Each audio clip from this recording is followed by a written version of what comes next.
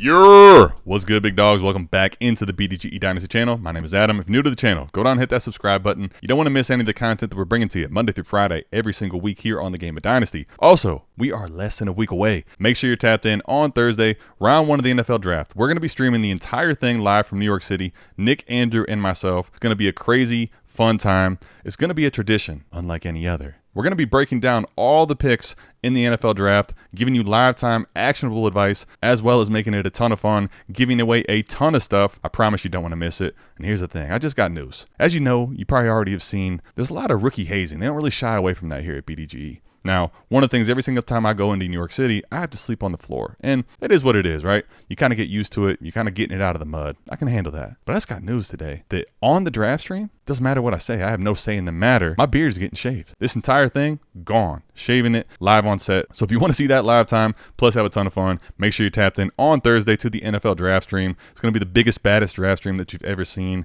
It's going to be a blast. Now, what I want to get into today for the video is Dynasty Trades. I had the itch. I really wanted to go over some Dynasty Trades today, and I wanted to see what you guys are doing in the Dynasty streets. What are you doing with your teams? What are the moves that you're making? So went into the BDGE Discord this morning and asked you, let me see what the trades are. And I got flooded with tons of trades that happened recently in Dynasty Leagues in the Discord. So if you're not a part of that, make sure you're going down in the description and going into the BDGE Discord. So in the future, if you want to have your trades reviewed by me or Nick or Andrew or all three of us, that you have a chance to do so. But I'm going to get into these Dynasty trades. And as you can imagine, with this news, I'm losing my beard in less than a week. Like, low key, I'm upset. And because of that, you know what's going to happen? There's no Nick. There's no Andrew. There's nobody here to save you. And I'm grading these trades on their merit. I ain't sugarcoating shit. You made a bad trade, you're getting roasted. And we're going to get right into these trades. Now, before we do that, you already know what time it is. I need you to tuck them damn shirts in. I need you to stop yapping.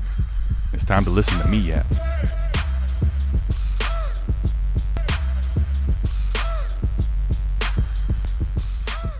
All right, let's get straight into these Dynasty trades, and let's go ahead early, right away. Let's just get into this. Let's get this out of the way. If you've been tapping into the channel by now, you already know Andrew has to have his trades talked about on the trade show. Andrew Too True, one of the first people to respond with a trade when I asked for Dynasty trades this morning. So let's go ahead and take a look at his. And listen, we'll talk about it. We'll put you front and center. We'll let you be the focal point, the center of attention. It's cute, but where does it stop, Andrew? Where does it stop? I'm rocking your shirt. What else do you need? Go subscribe to the man's channel while we're at it. The trade is Jake Ferguson. Andrew is acquiring for Cole Kmet in the third is what he's sending away. Now, this is a 10-team league. It's a super flex league. And because it's a 10-team, a little more shallow, I'm okay shooting your shot on trying to get the better tight end. But when I take a look at them, these two tight ends literally were like neck and neck as far as points per game last year. Cole Kmet has been tight end 7 or 8 in a tight end premium league the last 2 years. He gets an upgrade at Caleb Williams. They're probably going to be throwing the ball more than they have the last few years. Like, I just don't really think Jake Ferguson is that much of a difference maker at the tight end position relative to Cole Kmet. Obviously, I like having a tight end that's attached to Dak Prescott. We saw Dalton Schultz thrive in that role, and we saw Jake Ferguson at times, especially down the stretch, really look good. I'm fine throwing away a third here. I just personally don't feel like you're netting that much of a difference out of it. Now, if this is a 12-team league, I definitely wouldn't be throwing a third away like this. And 10-team, if this is what you want to do, by all means, maybe we'll look back at this and Jake Ferguson will destroy Cole Kmet because Keenan Allen's there. But I still think that with a rookie quarterback, Cole Kmet's going to be a safety net for Caleb Williams. And because there's so many other options in this offense, I think that Cole Kmet's still going to have some of these huge plays down the field like we saw with Justin Fields the last 2 years. That's just me. I probably lean the Cole Kmet in the third side. But at the end of the day, if you think Jake Ferguson is the better tight end of the two, I'm okay throwing away a third and 25 in a 10-team league like this. All right, now that we got Andrew's trade out of the way, something else we got to get out of the way. T33H3 is acquiring DeAndre Hopkins and Mike Evans for Jake Ferguson, Jamison Williams, and the 208. And when you post trades in there, you want to start blocking stuff out. It's cowardice. We're not protecting you. We're not protecting anybody else. We're putting all of this information in front of the people. Now, we went back in time, and I can tell you that Naded is the person that you traded with. And that 208 belongs to FF Andrews. When you go over to the lab on South Harmon, you can see this entire league and the totality of all the players, the assets, everything. I can see why he blocked the name out, though. T33H3 has a nice team. He's got Patrick Mahomes, Kyron Williams, David Montgomery, Nico, Zay Flowers, Mike Evans, Trey McBride, Jerry Jeudy, DeAndre Hopkins, Trevor Lawrence are the current starting lineup based on ADP values on his team. Also has the 104, the 107, and 225 firsts. So when you take a look at the fact that he does have Trey McBride, he doesn't need to have a guy like Jake Ferguson. Jamison Williams is a guy that I think is very smart to get off of right now, frankly. In the 208 in this format, I really don't care all that much about. I think DeAndre Hopkins is being really slept on in Dynasty at the moment. Mike Evans also, same thing. These aging veterans I really believe can put up points. DeAndre Hopkins, they bring over Calvin Ridley, and this offense is going to take a huge step forward as far as passing volume goes. I think DeAndre Hopkins has a chance to be a wide receiver too if he can stay healthy all season. And I'm giving away pieces that really are ancillary and likely aren't going to give me any type of real production week in and week out. Love the move that he's making here. And where it's really puzzling for me, Nate, what are we doing here? Okay. A-Rich, James Cook, Ramondre Stevenson, the running backs and quarterbacks. But look at his receiver room after this trade now. Jamison Williams, Josh Downs, Khalil Shakir. I mean, what are we doing? This is a huge dub for T33H3. And Nate, if you're seeing this, sorry, it's too late. Now let's get into the third trade here. And this one here is a monstrosity. The league isn't anything crazy. It's a 10-team Superflex league, so it's pretty shallow. But when we take a look at this trade, this is a 4-team trade. Not just 3 teams, 4 teams making a trade. You got 4 managers out of 10. So 40% of the league is agreeing on one trade right here. And there's some pretty big assets being moved in the deal. Now, I want to take a look at a 4-team trade, no different than what I would as a 3-team trade. And what I'd like to do is take a look at what each individual manager is receiving and sending away, taking a look and breaking them down each individually, as opposed to trying to chase and figure out where all these are going and the different assets moving, just looking at each individual one, grading that on its merits, and typically you'll see that 1 or 2 people in this trade are really leaving with a bad deal. But let's not get ahead of ourselves. Let's take a look. The first part of the trade here is A.J. Brown in the 205 for the 102. Now the 102, if I assume that this is going to be a receiver, in a 10-team league, I actually like all the receivers, Rome Odunze, Malik Neighbors, and Marvin Harrison Jr., slightly ahead of A.J. Brown, given their age and given how great they look to be as prospects. Obviously, the draft capital and landing spot can change this slightly. So while I definitely understand going to A.J. Brown, someone who's going to be more secure as far as dynasty value, and here's the thing. While he is getting a little older in age, this is a guy that had 6 games of 125 yards in a row. So I totally understand if you want to go ahead and pivot to A.J. Brown, forego the risk of one of these rookies actually not popping off the page right away. And you also get the 205, which in this format doesn't mean a whole lot to me, but I'll take a little plus on top of that. I think this trade makes a lot of sense. I slightly lean the 102 side, but not a big deal. I totally understand if you want to go ahead and get secure production from A.J. Brown. Now, when we go to the second part of the trade here, the 102 is being acquired by Cole for Sam Laporta, 204, and the 205. This part here, to me, is a slam dunk home run. When you take a look at WARP in this league, this 10-team league, probably rather have a tight end much lower in dynasty value and not have to have the elite one. And when we take a look at the 102, again, this is going to be your choice, likely, of receiver. Give me Marvin Harrison Jr., Malik Neighbors, and Rome Odunze ahead of Sam Laporta, as well as the 204 and the 205 in a 10-team league, where I'm really trying to shoot my shot on the higher valued assets. We're only starting 9 players. So this is all about having the difference maker, hammer type players in their position. Give me the 102 here, pretty easy. Love this, especially considering you still have Dalton Kincaid sitting in the wings. Just makes a ton of sense for Cole. Now, Caesar's Palace here, getting Sam Laporta in the 204, sending away T. Higgins and Jordan Addison. Now, the fact that it's a 10-team league and I want to shoot my shot on the high-end difference makers, I can see a world where you say that T. Higgins and Jordan Addison don't offer quite the upside that a guy like Sam Laporta does if you think you have the premier player at that position that's going to be a difference maker. So I could see Sam Laporta for Addison or Sam Laporta for T. Higgins. The problem I have is even though that it is a 10-team league, both of these guys are probably right on that top 20 to 24 range as far as dynasty values go. And I don't want to get off of both of them to only get back Sam Laporta, where the 204 in this class in a 10-team league, I'm probably looking at just missing guys like Adonai Mitchell, Ladd McConkey, and I'm kind of going to have what's left over in the pickings in this 204 spot. Now, the fourth part of the trade is D. Holman 166. He is receiving T. Higgins and Jordan Addison for A.J. Brown, and everything that I just said about Caesar's Palace, sending away T. Higgins and sending away Jordan Addison for Sam Laporta, I don't really like that specifically there because I don't think the tight end matters as much in this league. A.J. Brown is definitely like a top 7 receiver for me, and he's definitely top 10 no matter how you want to slice it. And a top 10 receiver in a 10-team league like this, I think has huge upside. And if you're going to make the case for Sam Laporta in the trade above, I definitely think that you have to make the case for A.J. Brown ahead of these guys. And given that we're only starting 9 and it's a 10-team league, you have to differentiate yourself with the high-end assets in this league. A.J. Brown for these two, this is definitely the loser of the trade. I think Cole makes out like a bandit getting off of Sam Laporta when he has Dalton Kincaid to get the 102, a stud difference maker at receiver and a young one. I think the A.J. Brown and 205 pivot from the 102 really fair. And I definitely lean the 2 receivers that Caesar's Palace is sending away. But honestly, it's not a horrible trade there. I think D. Holman is easily the biggest loser of these trades. That's the way that I'm looking at this 14 trade, but you guys let me know what you think of it in the comments below. All right, and this next trade here, this one is definitely interesting. Hertzler 7 is getting Nico Collins, the 204, and the 206, while sending away Drake London, the 210, and the 405. So right now, I mean, we look at Nico Collins last year. He definitely outperformed Drake London, but we see Kirk Cousins coming over to this Atlanta offense, and Drake London is one of these players that I think is absolutely set and poised to explode as far as points per game and become an elite difference maker at the receiver position. Now, while Stephon Diggs comes into Houston,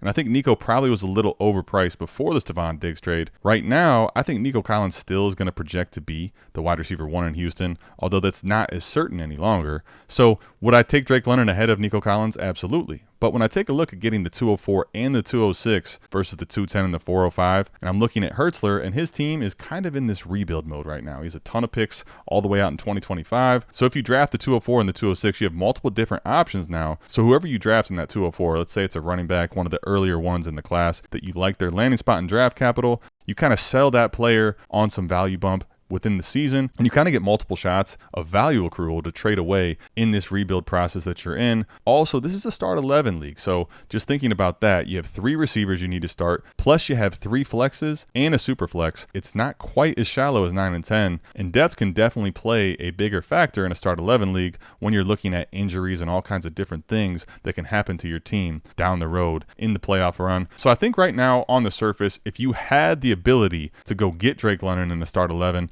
and you were willing to do this, it's not a terrible trade. I think the process for me is to take Nico and those 2 seconds, which are earlier. And just to go over the team that is getting Drake London, while a thin team, currently has Matthew Stafford and Bryce Young at quarterback, so definitely not a strong quarterback room. But this team's really formed well now with Jamar Chase, Puka Nacua, Drake London, Rashee Rice, Deontay Johnson, and then has Mark Andrews at tight end. So there's a lot of players in this team that could end up being difference makers and hammers, even in a start 11 league. The running back room is a little bit weaker. David Montgomery and Rico Dowdle. We'll see what he does with this team. Right now, it's actually towards the bottom of the pack. So while the starting roster is really good, overall in totality, definitely lacking some depth. So this is just one of those trades. If I had this type of a team, I wouldn't feel comfortable in consolidating to Drake London. While that receiver room looks nice, Puka Nacua, Jamar Chase, and Drake London, I mean, his bench right now, you're looking at Israel Bandakanda, Chris Rodriguez, Wan'Dale Robinson, Bo Melton, literally not a very good bench at all. So when we're just looking at regular bye weeks, you're going to be struggling.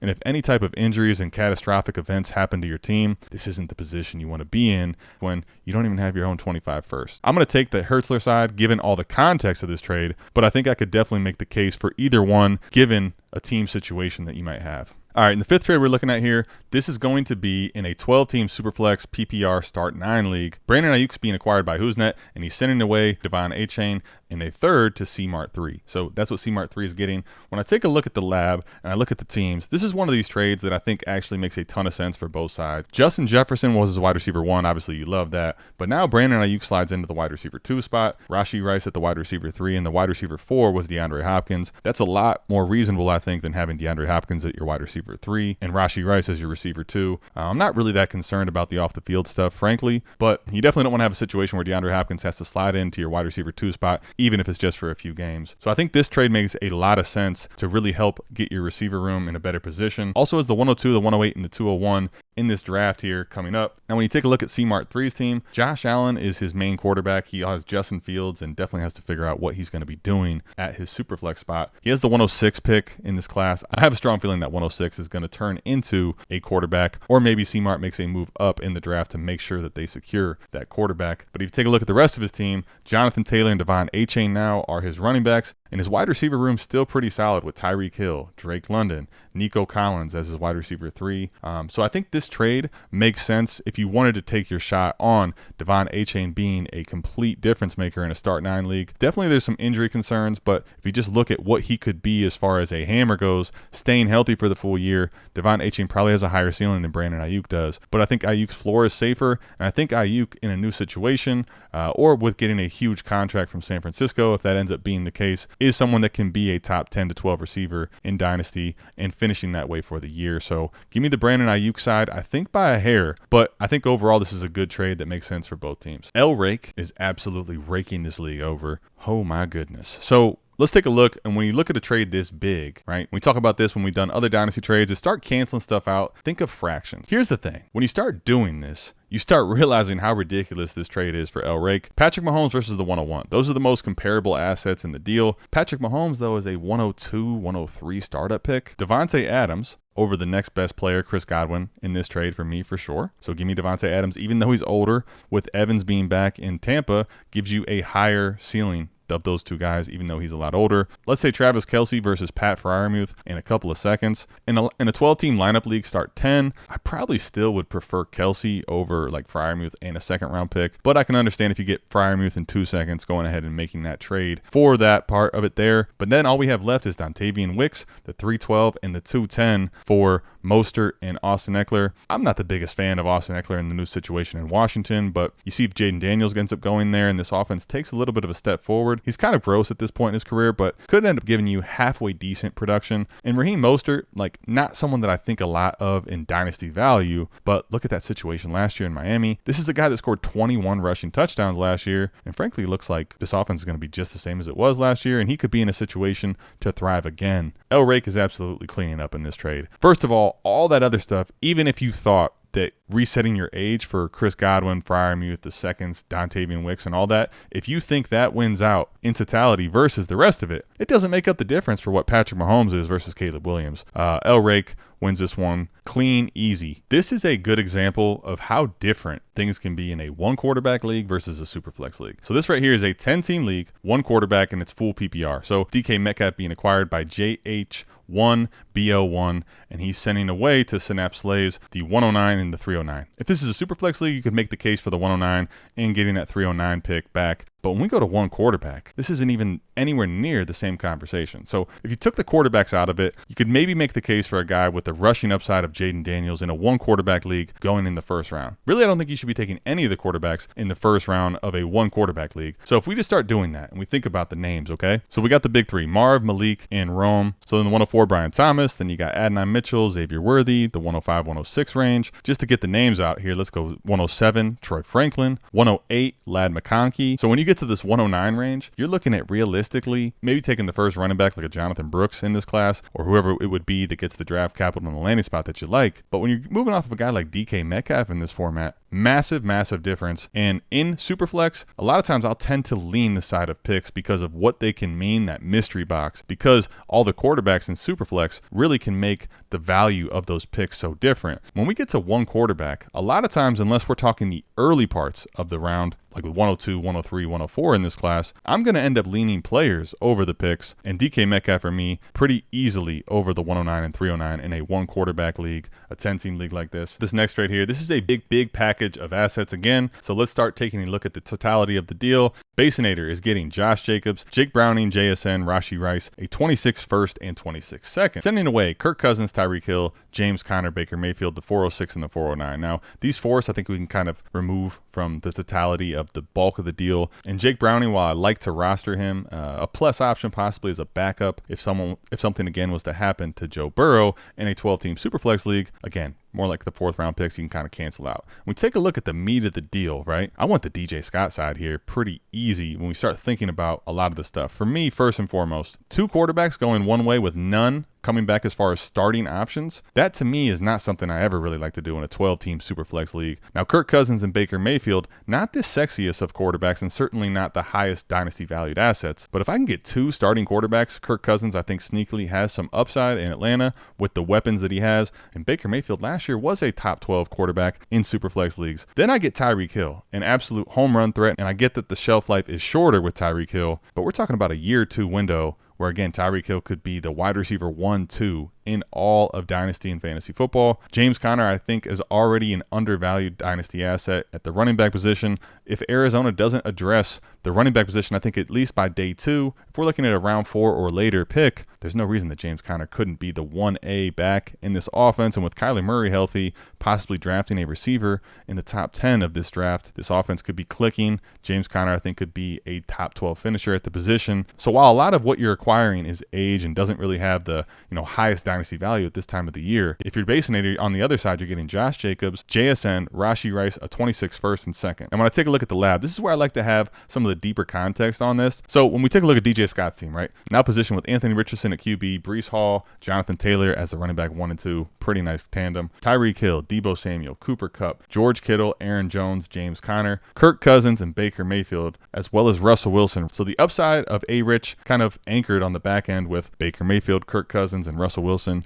None of those really sexy options, but one of them is definitely likely to be a top 12 to 15 quarterback in Superflex. And the rest of his team certainly doesn't have the highest depth. You take a look at what he has now versus what he had before. He's positioned to really make a run at this title, one of the best teams in the league. Now, taking a look at the other side for Basonator, this is where it's just crazy. This doesn't make any sense. So his team has Josh Allen, obviously a hammer, Josh Jacobs, Chase Brown at running back 2, JSN, Rashee Rice, Calvin Ridley, Jerry Jeudy, Devin Singletary, Khalil Shakir at his Superflex spot. Now he doesn't even have a second quarterback in Superflex. This is why sending away 2 quarterbacks in a 12-team Superflex league without getting one back that's a starter is crazy. And when you take a look, he doesn't even have a pick until 107. And at that point, McCarthy may be gone. He may not even have a chance to get a quarterback at that spot. As well as losing a guy like Tyreek Hill, you don't have a difference maker at the receiver position. You don't really have a difference maker at any position outside of Josh Allen. And you want to get worse? Here's the thing, is that if things don't go right for you, which right now, based on all the assets on this team, this projects to be one of the lowest scoring teams, if not the single lowest scoring team in the league. You don't have your first in 25, and you don't have your first in 26. Everybody else in this league has been betting against this team. So Basonator, I don't know if you're the one that submitted this trade, but you are in a bad spot in Dynasty. One of the teams that doesn't project to be a playoff team, and also don't have your first in the next 2 years. This is how orphans are formed. Basonator, sorry, this is just the truth. Taking a look at the next trade here, we're in a 10-team Superflex league. So Dynasty Dude 35 is acquiring Breece Hall in the 210.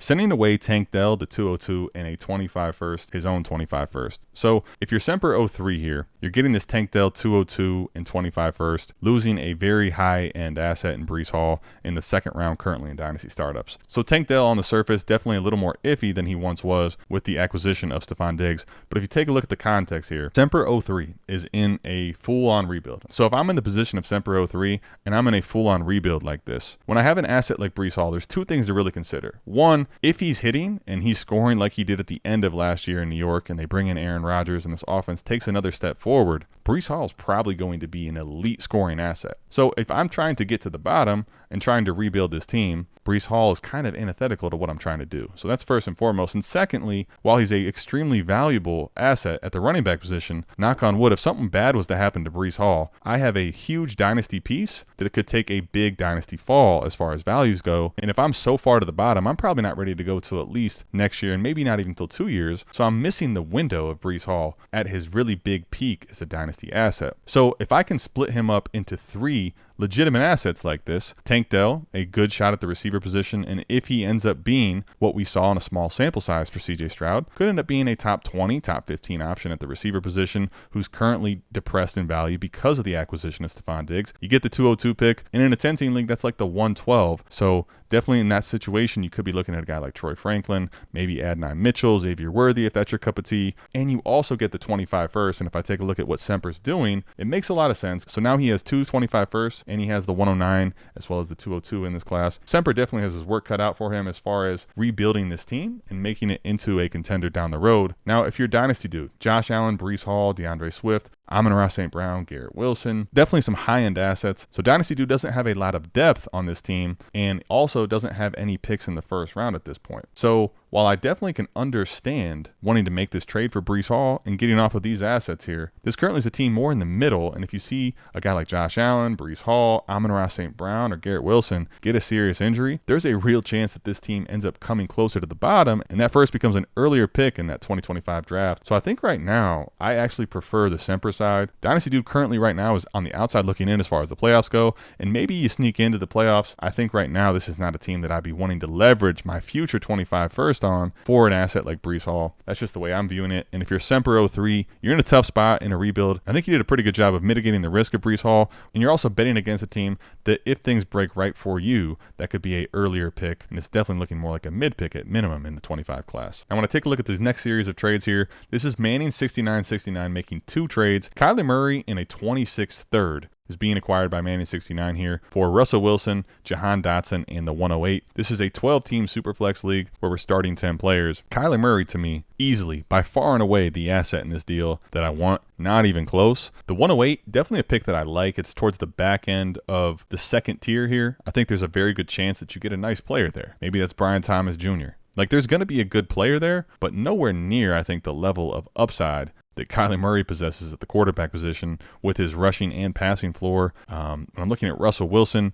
not anywhere near the quarterback that he once was in Seattle at this point. Jahan Dotson, not someone that I really care about at this point in Dynasty. Take a flyer on, I'm sure, but when I'm coming off of Kyler Murray, this is crazy. And while making this move to acquire Kyler Murray, the team currently was already positioned with Josh Allen and Justin Herbert. And I think at this point, Josh Allen obviously the one you'd prefer to keep. And now Justin Herbert and Kyler Murray, either one becomes movable based upon what you can net back. And if you look at the situation here, Manning then immediately moves Kyler Murray and acquires back Saquon Barkley, DJ Moore, and the 110. Now, when I'm looking and grading something like this, what I'm going to do is 2 things. 1, grade each trade individually, and then also say, what did I start with and what did I end with? Because while you maybe lose one trade, but ultimately if you end up with more than you started with, it could end up being a beneficial move between the multitude of deals that you make here. So Kyler Murray versus Saquon Barkley, DJ Moore, and the 110. I'd rather typically have Kyler Murray than I would Saquon, DJ Moore, and the 110. If I have quarterbacks at my disposal and I can go ahead and remove one of these guys, you get back Saquon Barkley, which I think is a top 5-6 running back, and realistically has high range of outcomes in points per game this year. DJ Moore is certainly not one of these high-end, super exciting assets in Dynasty, but if you add him to your receiver onslaught, I think that's a very good asset. And the 110 versus the 108, I think there is a tier break.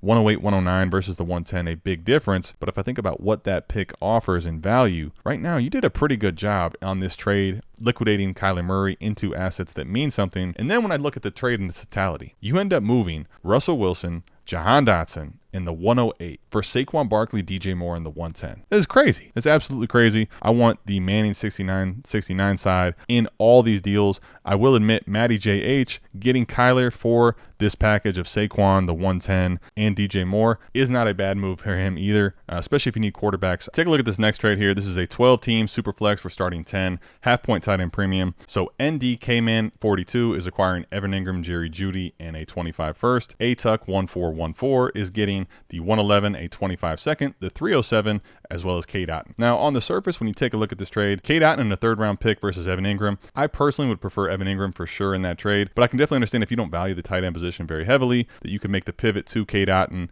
and get an extra piece in the 3rd round to offset the difference there. Not that horrible. Then you take a look, Jerry Jeudy versus a 2nd round pick. Personally, I'd actually probably rather have the liquidity of a 2nd round pick. I definitely understand with Jerry Jeudy going to a new situation in Cleveland, getting a chance to earn this wide receiver 2 role, definitely could be worth a 2nd round pick. I'm personally not there with Jerry Jeudy, but a 2nd round pick, that's fair in value. Then you take a look, the 111 versus a 25 first. I think this class is good enough that you could make the case for the 111, but the big wild card is going to be the 25 first. Taking a look at the lab, this is one of those trades where this 25 first is by a country mile the most valuable piece in this deal. And when you take a look at it, one of the things that immediately comes to mind when looking at this, K. Driscoll is the owner of the 25 first, not a part of the trade. So if you're A-Tuck 1414 and you have K. Driscoll's first, I'm kind of wondering why you leverage it away in this trade. Easily the second worst team in this league without its 25 first. At the top, you got Justin Herbert, Jonathan Taylor, Rashad White, but receivers, gross. Jahan Dotson, Jacoby Myers, Michael Wilson,